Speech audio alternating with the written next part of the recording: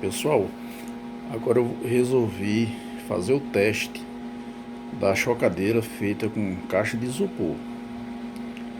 Ela tá funcionando. Coloquei ali o termostatozinho, o controlador de temperatura, né? Aqui dentro eu coloquei o cooler, baixei um pouco mais o cooler pelo ventar melhor.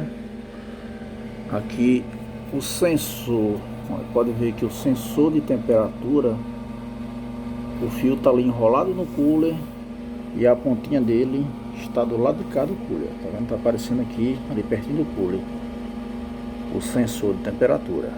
Então tá ali a lâmpadazinha. Aqui dentro tá o tubo de PVC, né, onde eu coloco a água lá por cima. Eu enchi logo as duas bandejas. Vou testar logo com a umidade boa, né, com mais umidade. Enchi os dois recipientes, o fundo todo tá cheio com água. Vou fazer logo um teste assim. Testar sem rolagem. Então coloquei 100 ovos para fazer o teste da chocadeira. A controladora, eu fiz o controle dela baseado nesse termômetrozinho que eu coloquei aqui do lado, né? Coloquei esse termômetro para ir conferindo, tirando as dúvidas, né? Porque a gente sabe que essas controladoras nunca são exatas, sempre tem uma pequena variação.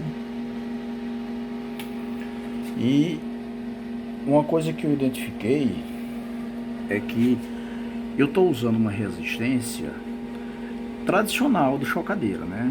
A mais usada, convencional, de 200 watts. Mas aí eu percebi que, como a caixa de isopor ela é pequena, porque aqui ela tem 40, medida interna, de profundidade ela tem 30. Isso é a medida interna. Daqui para cá ela tem 35, porém da água para cá ela tem 30. Então, como esse espaço é pequeno, eu achei pequeno para resistência de 200 watts.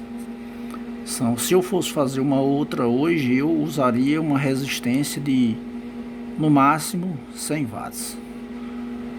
Por quê? Porque como a resistência ela é forte, então ela tem que ser acionada muito pouco tempo ali. E quando ela dispara ali, ela continua aumentando um pouco a temperatura, porque a resistência é grande e esquenta bem. Então, quando ela aciona e chega na temperatura máxima, ela desliga e mesmo assim ainda aumenta mais ou menos meio grau, próximo a 1 grau ela ainda aumenta. Então ali ela acaba disparando antes da temperatura total dela. Esse controle eu fiz baseado no termômetro pequeno, né? Pode ver que ela continua aumentando um pouco a temperatura. Essa temperatura aí não está exata, ela está mais ou menos meio grau abaixo da temperatura registrada por esse termômetrozinho ali. Então eu fiz o controle dela baseado nesse termômetro. Ela está iniciando o funcionamento da resistência a 36,3 e está desligando a 38. Então ela fica variando entre essa temperatura, 36,3 até 38.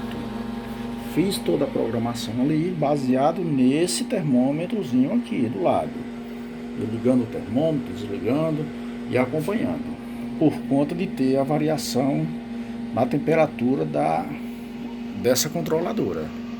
E por conta da resistência também ser forte. Então acabou tendo que ficar um intervalo de funcionamento da resistência bem pequeno para ela não esquentar muito. E pelo fato dela ser grande, eu também ainda precisei fazer mais um furinho aqui e outro furinho mais ali.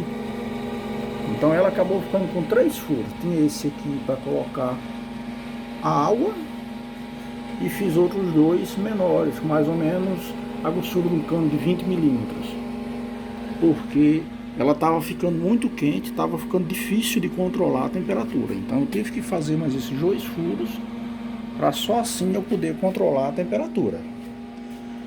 Então agora é testar, né? Agora é ver se vai dar certo.